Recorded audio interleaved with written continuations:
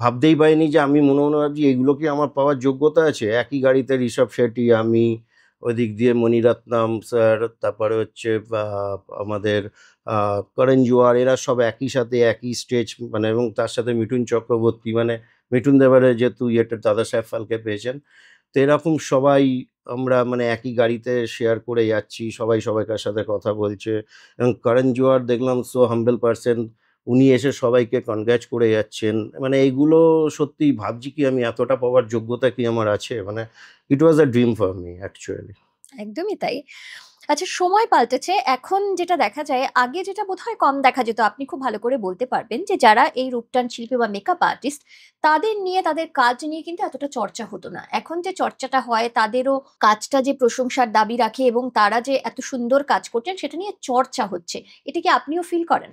অবশ্যই, হ্যাঁ, নিশ্চয়ই ফিল করি। কারণ যেহেতু আমি 96 থেকে স্টার্ট করেছিলাম, আমার সেই সময় পেপারে বোধহয় ২-৩ বার নাম এসেছিল ভ্যারাইটি কাজের জন্য।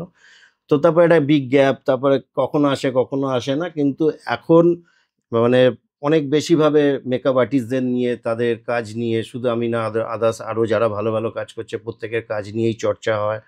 তো এইটার জন্য আমি মেনলি থ্যাঙ্কস জানাবো মিডিয়া পার্সনদের।